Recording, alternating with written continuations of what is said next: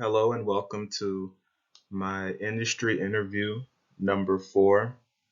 My name is Adebanji Bamidele, and for this interview, I interviewed John Frick.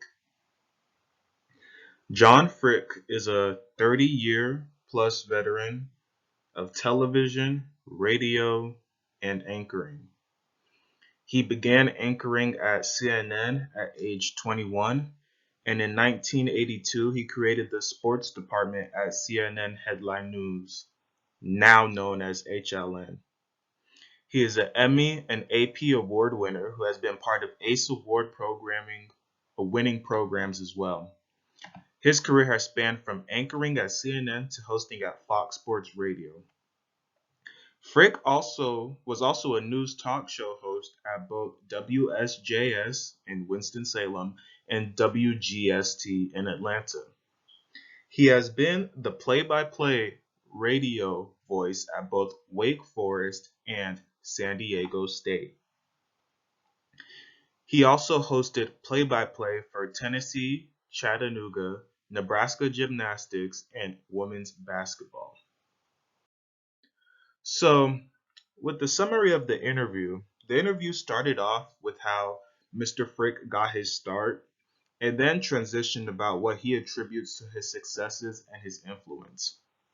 So then, speaking on that, he said that he made sure to emphasize to me that at this point in his career, he doesn't have that many influences because he's been doing this broadcasting for such a long time, and saying how his fellow colleagues are more like his competition now rather than his mentor influence. So then moving on, we went to the key points of the interview, which is what he described as his typical day. So a typical day for him would begin at 3:30 a.m., where he would start preparing for his radio show. This is where he would do his, the read-in, which is, very common in radio television. He would then get ready for the show to begin at 6 a.m. And then after they do the show from 6 to 10, they would have a post show meeting. And then after that meeting, he would then go to his second job, which is in real estate.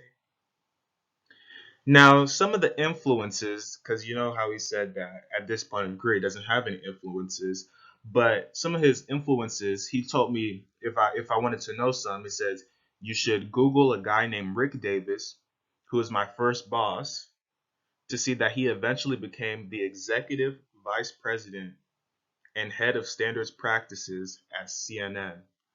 He said this is the smartest guy he ever worked with in the business. He also said another man by the name of Milt Wise, who is now an executive producer at ABC News.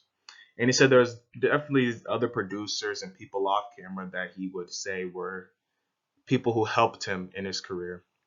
He also said that the skills needed to succeed in radio is to be the ability to speak eloquently and with diction. You have to be able to, have the ability to do the time and temperature, which is, he said, an old school radio skill where you have to be able to you have to be able to be convincing to people, be able to be funny over radio.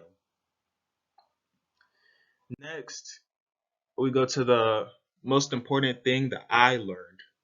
And I would have to say that one of the most important things that I learned from this interview was because he very much expressed this. They have to be willing to work two jobs. He suggests I work more than one job because it one keeps your doors open, and then two, it opens you to different opportunities to the point that you never know what could happen. You may be a person working at this radio station and they might fire you the next day. So you always have to keep your doors open. You always have to be willing to, hustle and grind to, work second jobs or work to be better and stuff like that.